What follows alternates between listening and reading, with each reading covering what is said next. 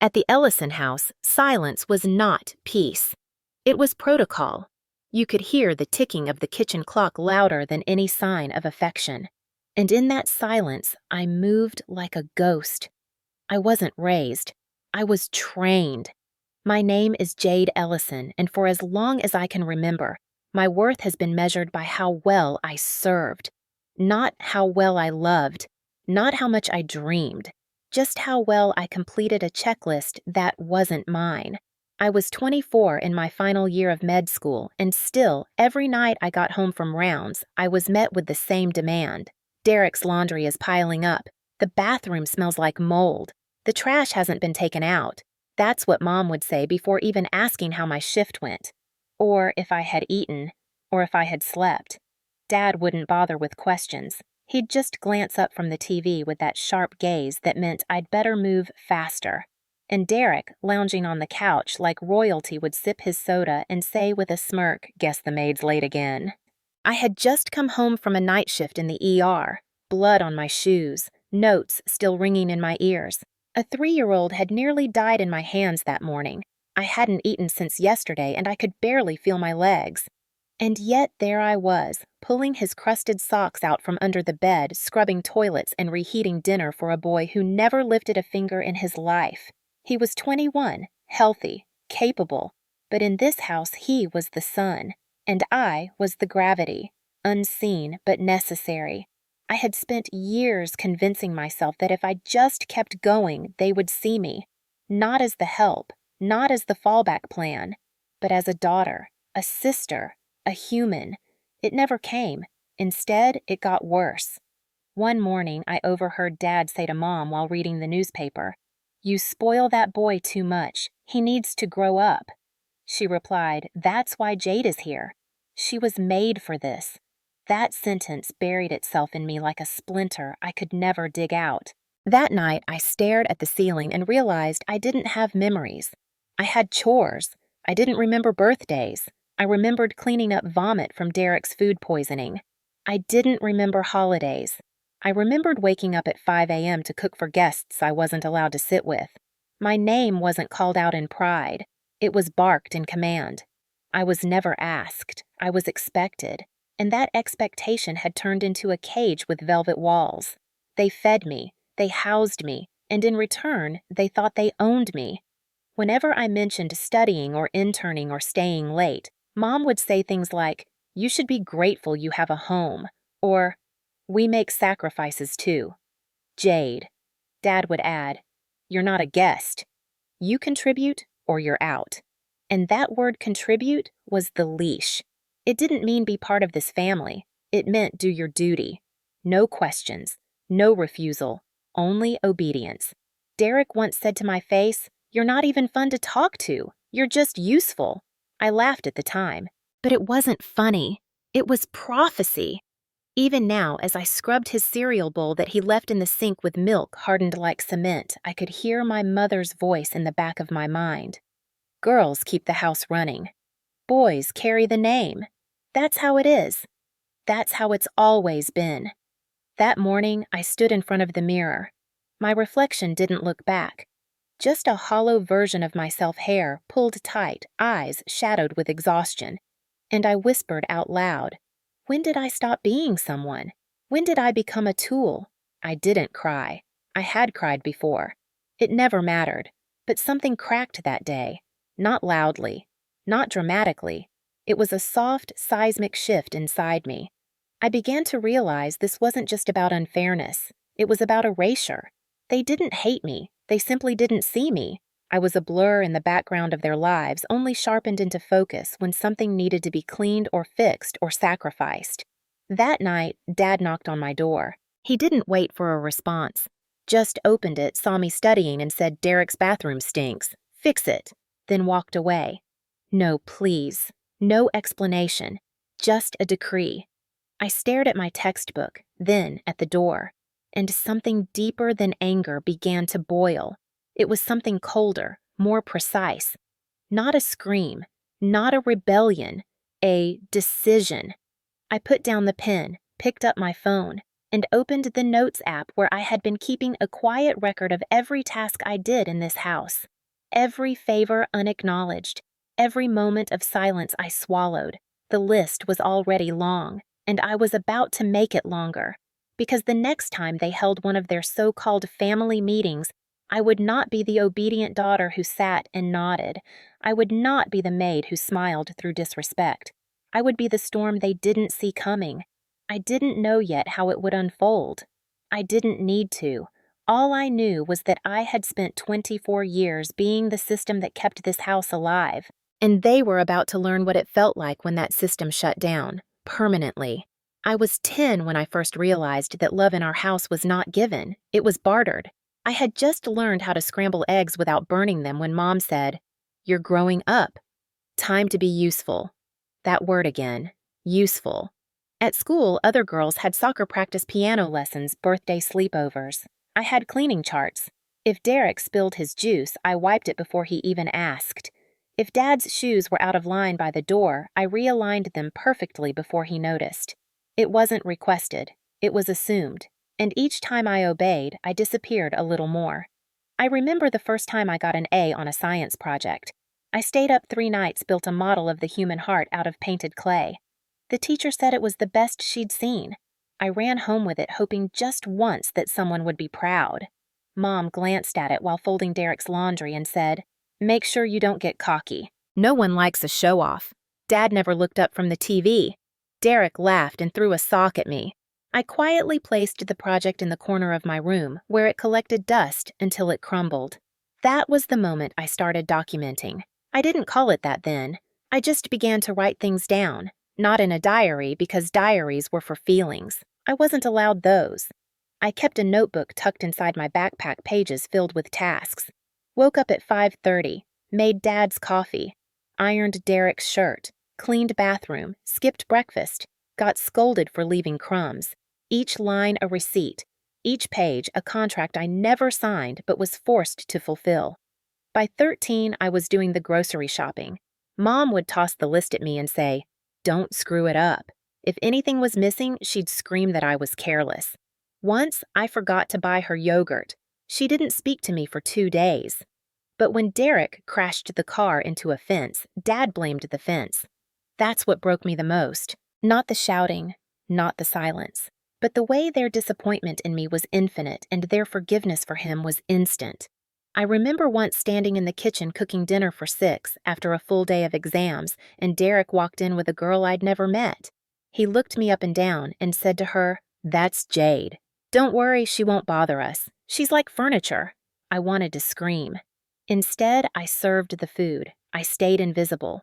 I swallowed the insult with the same calm I used to scrub blood from his sheets after he got in a fight and came home bruised.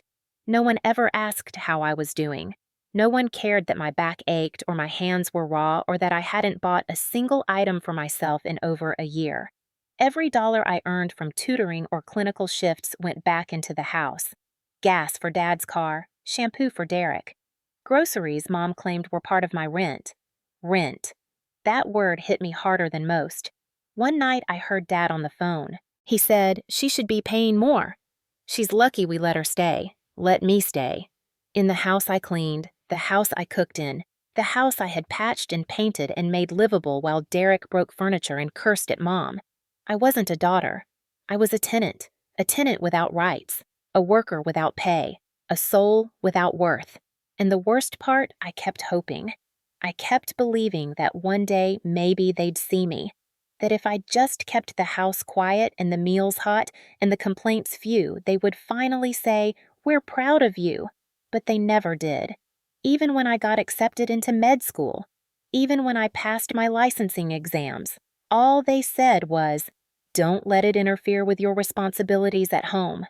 Responsibilities. That was the leash. And each time I tugged against it, they yanked harder. Once I left a sink full of dishes to study for a crucial anatomy exam.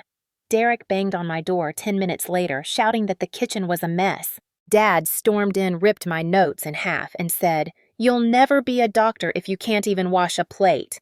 I sat there, pieces of my future scattered on the floor, and said nothing. Not because I agreed, but because I had nothing left to defend myself with. Words were wasted in that house. Silence was survival.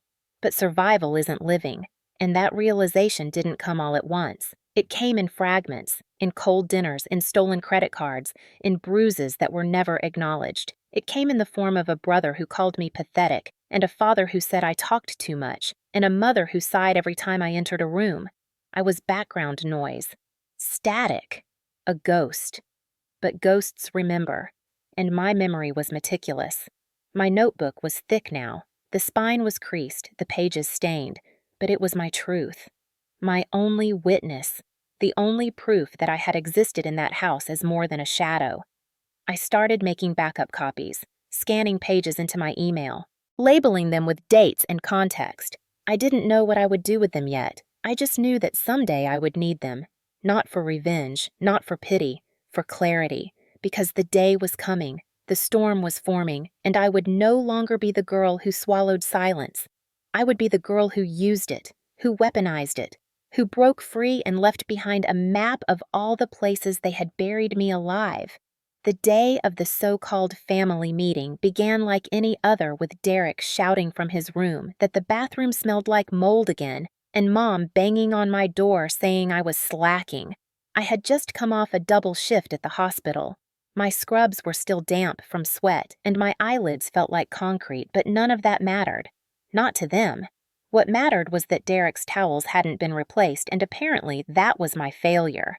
I ignored the first knock, then the second. The third came with the twist of the doorknob and Dad's voice downstairs. Now. Family meeting. That phrase had always meant one thing in our house. Court. I was always the defendant, and the jury had already decided the verdict. When I entered the living room, I didn't sit. I stood at the doorway and scanned the scene. Dad in his recliner arms folded like a king in judgment. Mom standing near the fireplace, mouth drawn in tight disapproval. Derek sprawled across the couch, scrolling his phone like this was beneath him. "Sit down, Jade," Dad barked. "No," I said. "I'll stand." That alone earned a twitch in his jaw. "Derek says you haven't been doing your part," Mom began like she was reading from a pre-written script. "He says his laundry's been piling up. The kitchen's dirty. His bathroom reeks. You're not holding up your end." I looked directly at her. "He's 21. He can clean his own damn bathroom." Her eyes widened, not in shock, but in insult. "Watch your tone," she snapped. "He's a boy. He deserves better than this." That sentence hit like a slap. A boy, as if that status excused everything. "He deserves clean clothes," she added. "He deserves peace in his home." "And I don't," I said, voice low but steady. "I work. I study. I clean. I cook. I stay up when he forgets his homework. I iron Dad's shirts. I refill the groceries. I do everything. And it's still not enough, is it? Because I'm not him. Because I'm not the son." Dad stood slowly like a man rising to deliver a sentence. "You were raised to serve Jade. That's how the world works." "No," I said. "That's how your world works, and I'm done playing along. I won't clean for him. I won't clean for you. I'm not your servant. I'm your daughter, and I'm finished pretending otherwise." Silence followed. Not shock, not reflection. Just the cold, creeping silence before violence. Dad took a step forward. "Do his laundry or get out." I stared at him. I didn't flinch. I didn't move. He did.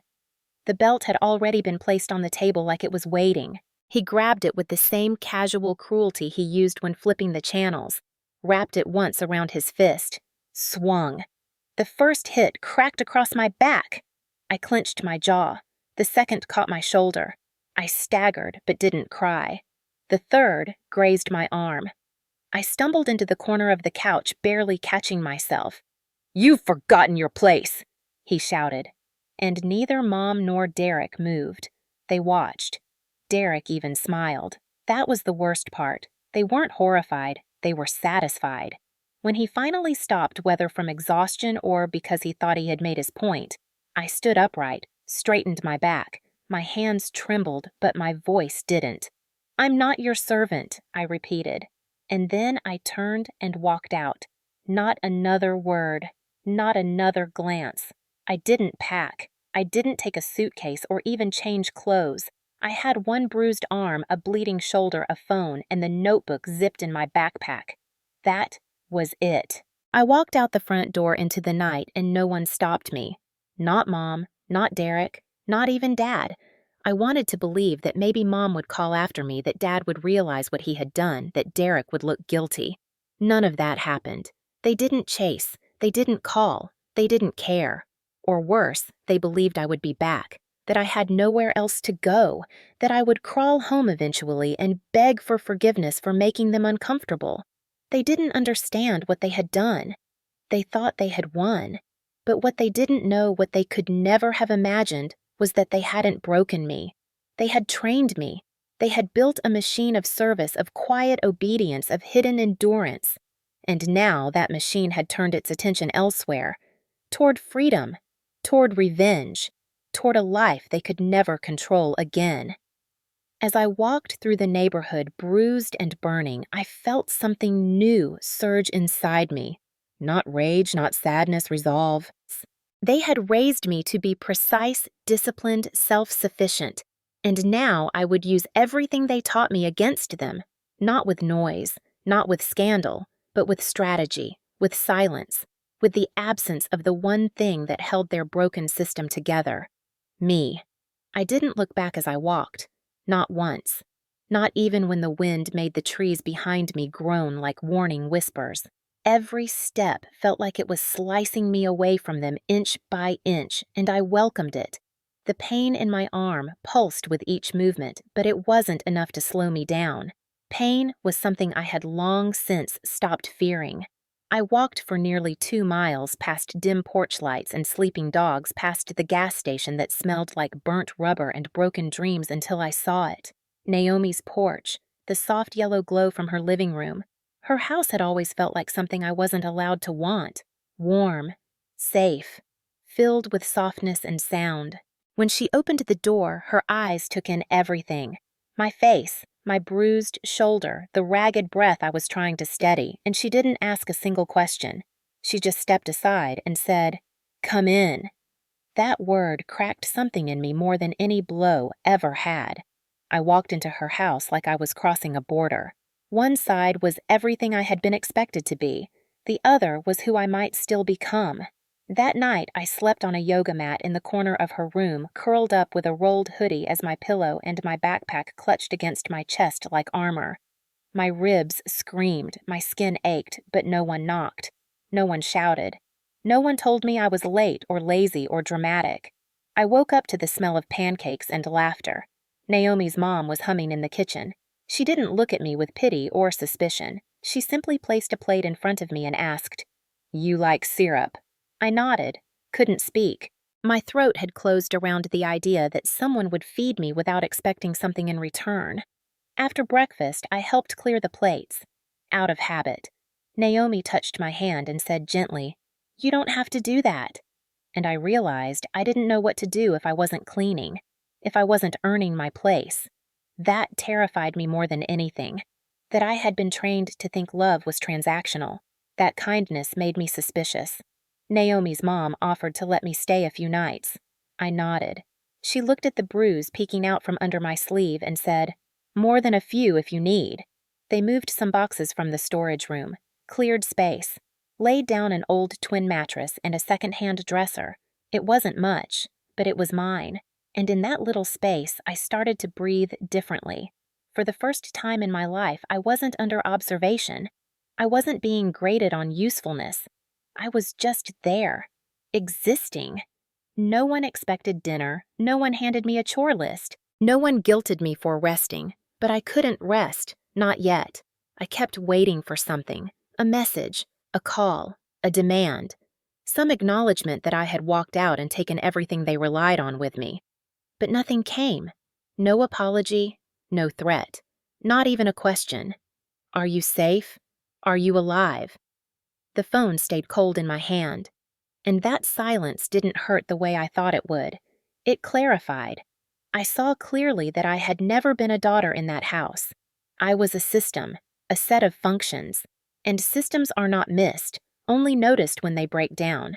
So I decided to make them feel the breakdown. Not with fire, not with police, with records, with receipts. I unzipped my backpack and pulled out the notebook, the same one I had started at 15, detailing every chore, every injustice, every insult buried under domestic duties. I opened to a fresh page and wrote in bold capital letters, things I did before they said I wasn't enough. I wrote fast at first, morning routines, breakfasts made, uniforms ironed, bathrooms scrubbed. Then I added deeper ones, the nights I stayed up to help Derek study while sacrificing my own grades, the times I lied to cover for him, the times I cleaned up blood from his fights, the times I ate cold leftovers while they praised him for bringing home C's. I didn't stop. Page after page. The ink bled into the paper like years leaking out of me. It wasn't just a list, it was an autopsy. The dissection of a life that had been drained in service of others. And when I closed the notebook, hands shaking, I felt something sharp and clean in my chest. Not rage, not relief, power. I scanned the pages into my laptop, uploaded them to a cloud drive, backed it up with Naomi's help. She didn't ask why. She just sat beside me reading quietly, and when she got to the entry that read, "Dad hit me in front of everyone because I refused to do Derek's laundry," she exhaled slowly and said, "Jade, this isn't normal." "I know," I whispered, but it was mine. And now it was out, visible, irrefutable. A record not for vengeance not yet, but for the day they tried to pretend it never happened. For the day they said we were just a strict household. That's when I would hand them the truth, bound and labeled. I wasn't just going to leave. I was going to leave documentation, proof of every moment they chose control over care. Proof of what happens when you raise a girl to be a servant and forget she has hands that can build her own world. I didn't have a plan yet, but I had a ledger, and soon they would understand. The silence they had taught me so well was no longer theirs. It belonged to me now, and I was going to sharpen it into something they could never ignore again. I stopped hoping they would call. I stopped expecting their regret. Instead, I began preparing. First came the paperwork. With Naomi's mom as my witness, I filed for financial independence. I revoked their access to my school records, my health files, anything they might try to claim control over again. I contacted the registrar's office at the hospital and made sure all emergency contacts were changed. No more Martin and Carla Ellison on any line. Just me. I applied for a new debit card under my own name, transferred every cent I had earned from tutoring and part-time shifts into a new account, locked my phone carrier with a new password. They would find no way in, and if they tried, they would realize just how far I had gone. Then I turned back to the notebook. The bruises were still dark, the imprint of the belt still clear along the curve of my arm. I scanned the evidence, not for the police, not yet, just for myself. For the file I was building. I labeled it precisely. Household ledger, labor records, emotional and physical incidents, dates, locations, witnesses. I wasn't planning a scandal. I wasn't writing an expose. I didn't want their names dragged through the mud. I wanted clarity. I wanted precision. I wanted the next time they looked around their home and wondered why everything felt heavier, why dinner was late, why shirts weren't ironed, why the windows stayed streaked and the air smelled wrong. They would remember me, not in anger, not in guilt, in absence, because I wasn't the daughter they lost. I was the air they forgot they were breathing. And now they would have to learn how to suffocate without me. Weeks passed, no message, no missed call, no apology. But the silence was no longer theirs. It didn't control me. I controlled it. I made it hum in the background of everything they touched. Then one morning, Naomi's mom came back from the store. She looked at me over the groceries and said, "Ran into your mom at the checkout line." She looked off. Couldn't lift a gallon of milk without wincing. Said her back was out. But it wasn't just that. She looked overwhelmed, like she didn't know how to exist. I said nothing, just nodded. That night, I opened a new page in the notebook. What they lose without me. I listed it with surgical precision. Morning coffee routines, Derek's meal preferences, Dad's shoe polish schedule, grocery cycles, medication reminders, even the monthly bleach and scrub of the baseboards. Then came the next update. Maya Naomi's cousin lived 2 blocks from my old house. She texted a photo. Derek outside the laundromat, his clothes in a trash bag, looking confused and furious. The caption said it all. "Guess the maid forgot to come home." I laughed, not with joy, with a kind of exhale I hadn't felt in years. A few days later, a neighbor said my father had been late to work 3 days in a row, had snapped at a client. HR had written him up after he lost it in a staff meeting. That was the crack, the first real one. The sound of the machine breaking without its engine. Then came the message. My phone buzzed at 10:42 p.m. I hadn't blocked them. I didn't need to. I wanted them to see that I wasn't hiding. It was a text from Mom. "Caleb has an awards dinner this Friday. None of his suits are ironed. You need to stop being ridiculous and come home. No greeting, no apology. Just a demand dressed up like an invitation." I stared at the screen, smiled, didn't reply. 4 days later, another text, this time from Dad. "This is childish. No one will tolerate your behavior in the real world. Come home. Apologize. We'll let you earn your place again." Let me earn it. I took a screenshot. Not for evidence. For myself. A reminder. This is who they are. This is who they will always be. No regret. No self-reflection. Just control. Wrapped in fake concern. Meanwhile, I had started a new life. I enrolled in a local community college nursing program. It wasn't med school, but it was mine. I lived full-time in Naomi's spare room, helped with dinner, took the bus to campus, studied late. It was hard, lonely, but it was real, and every single step of it belonged to me. I wasn't performing to survive. I was building something that couldn't be taken. Back at the Ellison house, the system I had once kept alive was buckling. Neighbors whispered. Derek started skipping classes. One of his professors emailed twice. No response. My mom asked her church group for help with meals, said she had a mobility issue, yet they told people I was just away, that I was doing an internship.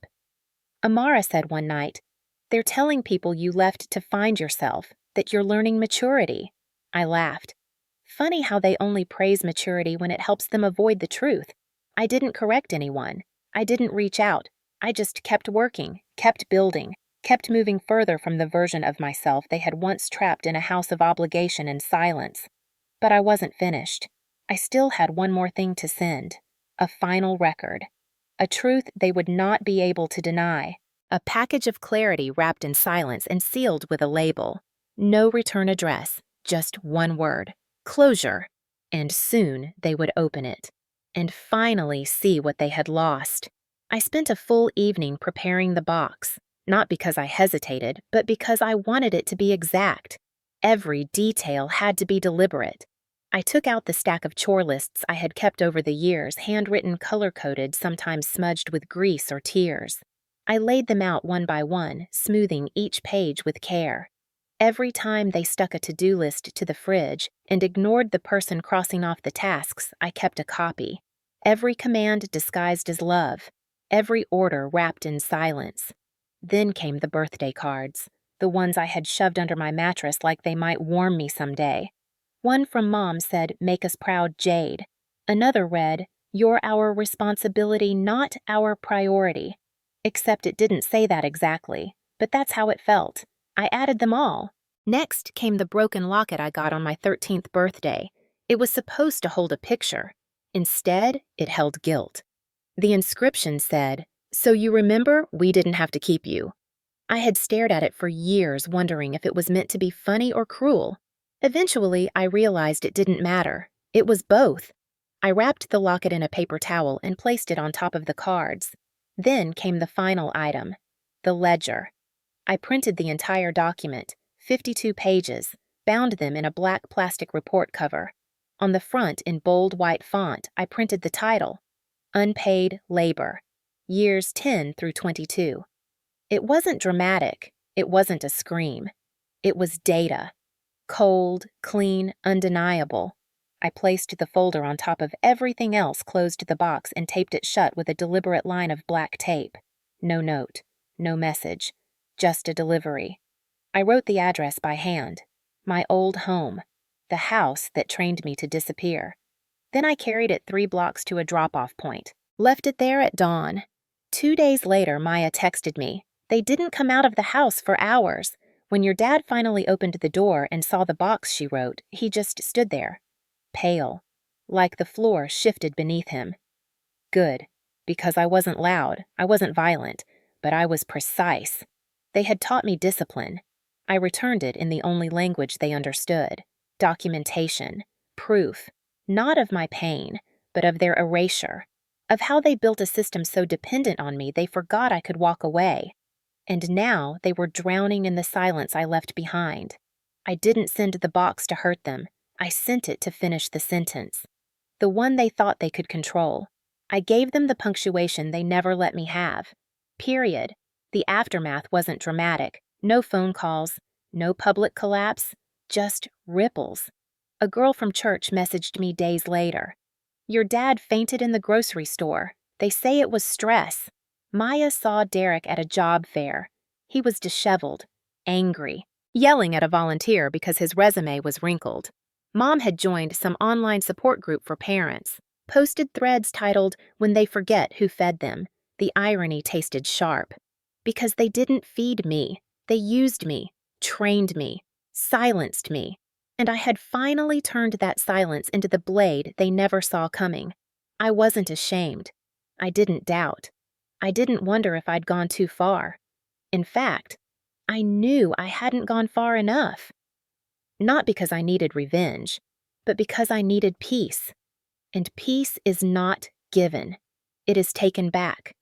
One boundary at a time. I didn't tell Naomi what was in the box. She didn't ask, but she watched me seal it and said, "Whatever that is, it's going to be heard." I hope so, I told her. But if not, that's fine too. It's not for them. It's for me. That night I slept without flinching. No nightmares. No cold sweat. Just sleep. Real deep sleep. In the morning I made my own breakfast. Eggs, toast, coffee the way I liked it. Not how Dad liked it. Not how Derek wanted it. Mine. And that was everything, that small defiant act, to feed myself, to breathe my own air, to wake up and not dread being seen. Every day after that became a quiet protest. Every meal I cooked was a declaration. Every shirt I folded was mine. Every minute I spent studying walking, resting, it all belonged to me. And back at the Ellison house, the walls probably still echoed with unwashed dishes and unanswered alarms. But they would never again echo with my footsteps. I had taken those with me, along with the warmth, along with the breath, along with the system. And now all that was left behind was a hollow shell of a household that had never loved me, only used me. Let them sit with it. Let them stew in the absence they never thought would matter, because I had finally returned what they gave me. Nothing. And somehow that was the loudest message I could ever send. I moved into a studio apartment 2 blocks from campus. It was small, barely bigger than the hospital break room I used to nap in between rotations, but it was mine. The floor creaked when I walked. The single window let in just enough light to remind me I was still alive. The shower alternated between scalding and freezing, and the walls were too thin to sleep through my neighbor's late-night jazz. But every square inch was freedom. No list taped to the fridge. No voices barking from behind a closed door. No footsteps that made me flinch. Just air and walls and time. Time that belonged only to me. I got a part-time job at a local bookstore. The pay was barely enough, but the shelves didn't scream, and the customers didn't demand anything more than directions to a title. I stacked paperbacks in quiet rows and felt something shift inside me each time I shelved a story that didn't end in silence. I enrolled full-time in the nursing program. It wasn't the prestigious med school path they once bragged about to their friends, but it was real. It was hard. My bones still ached from the trauma they left behind. My back still remembered the belt. My mind still spun in loops of should I be doing more? But I stayed. I studied. I passed every test. I helped Naomi cook dinner when she needed a hand. I lit a candle every Friday night. Not to heal. not to mourn, just because I could, because no one could tell me not to. That small ritual became my rebellion. The flame, flickering quietly in the corner, reminded me I had survived, that even in the quiet I was not invisible. I was here, whole, choosing my life one meal, one page, one clean shirt at a time. And all of it, every breath, every moment, belonged to me. I didn't need a witness. I didn't need applause. I just needed the absence of control. And in that absence, I grew. Meanwhile, word trickled in from places I hadn't asked to hear from, not because I sought out updates, but because pain echoes even when you silence its source. A girl from my old church emailed me a blurry photo of Dad slumped over in the produce aisle of the local grocery store. She wrote, "They say it was stress." His face was ghost white, his posture collapsed. The man who once stood over me with a belt now couldn't stand at all. Naomi's cousin saw Derek at a community job fair, angry, disheveled, yelling at a volunteer because his resume was folded wrong. His face had the same red flush he used to get when Mom didn't cook his eggs the way he liked them. It didn't look like ambition. It looked like flailing. Mom had joined an online support group. She called it Parents of Ungrateful Children. She posted long threads with titles like When They Forget Who Raised Them, and it's like they don't even remember the sacrifices. I read the screenshots Maya sent me, and I laughed. Not cruelly, not triumphantly, just softly. Because I finally understood. They hadn't changed. They had collapsed inward. They weren't grieving me. They were grieving the comfort I gave them, the system I upheld. And now that I was gone, they were left with each other, with silence, with chores, with reality. And they didn't know how to survive it. I no longer needed that to hurt. I no longer needed their shame to validate my pain. I had learned something they never taught me. That peace doesn't come wrapped in forgiveness. It comes in choosing yourself again and again in rooms where you were once erased. I didn't send them a postcard. I didn't show up to their door. I didn't beg them to understand. Because they wouldn't. Not really. They would only want the version of me that obeyed, that performed, that folded towels and feelings into tight, silent shapes. And that version was gone, buried under textbooks and bus rides and bookstore shifts. Reborn in the quiet of a rented room with a flickering candle and a locked door. I passed my first semester with top grades, not because I was brilliant, but because I was finally studying for myself, because no one stole my time, because I didn't wake up to a demand or go to sleep with guilt, because I had chosen this life and fought for it with scars, and I wasn't about to give it back. Every now and then, someone from my past reached out, a distant cousin asking why I wasn't home for the holidays, a former neighbor asking if I was really in town and ignoring my family. I didn't respond, not because I was angry, but because I had nothing to say. I didn't leave for drama. I left for air. And I wasn't going to explain that to people still trapped in the script I burned. I passed my old neighborhood once while walking home from class. The house looked smaller, dimmer. The blinds were drawn. The mailbox leaned sideways. The lawn was patchy. I didn't slow down. I didn't stop. I didn't stare at the porch where I once stood with a backpack and a bleeding arm and no goodbye. I just kept walking. Grocery list in my hand, bus pass in my pocket, and a new life unfolding behind every step. Not perfect, not painless, but mine. Finally, mine. I didn't tell anyone when I passed the national certification exam. No social media post, no celebratory dinner. Just a quiet moment on my apartment floor, staring at the email, hands trembling, heart silent. Then I stood, poured myself a glass of tap water, and drank to the girl who used to stay up reheating dinners while studying under the flicker of a broken kitchen light. I didn't need to celebrate for anyone. This was for me. For the girl they never clapped for. The girl who learned anatomy between laundry cycles and injected knowledge into her veins to keep from collapsing. I had made it. Not in defiance. In declaration. I lit a candle that night and let the wax drip down to the table's edge, watching it pool and harden like resolve. I folded my uniform the next morning the way I used to fold Dad's shirts, but slower, gentler. Because this one was mine. My name on the badge, my hours, my shift, my purpose. No one could take that from me. They had trained me to obey. I used that discipline to outgrow them. They had trained me to endure. I used that endurance to build a life where their names didn't echo anymore. I never wrote them again, never answered the vague messages that trickled in around the holidays. My mother's texts came like drips from a leaking faucet. Your cousin asked about you. We still think about that essay you wrote. Derek's birthday is next week. No apology, no acknowledgement, just placeholders. Empty sentences looking for a response that would never come. Sometimes I wondered if she even knew why I left. If she convinced herself it was over a bad grade or a single slap. If she edited the story in her head until she became the victim of a cruel daughter who had no gratitude. I didn't care. Let her tell that story. Let her wrap herself in that illusion while folding Derek's socks alone. I had told the truth. Not in interviews, not in headlines, but in the box, the ledger, the silence. And the silence had done more than a scream ever could. I had erased myself from their system so thoroughly that now they tripped over every task I used to handle without praise. They still couldn't figure out why the windows looked dull, why dinner never tasted right, why Derek's shirts didn't hold their crispness. Because they never knew what I did. They never noticed, so they couldn't replicate it. And that was the revenge. Not fire, not lawsuits, not public disgrace, just absence. The quiet, cold vacuum left when the air walks out of a room.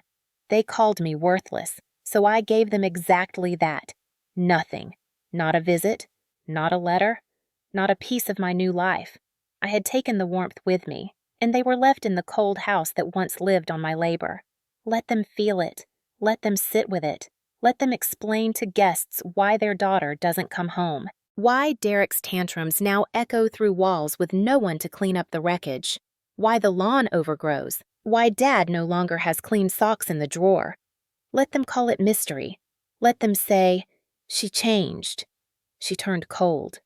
Because they'll never say, we broke her. We beat her.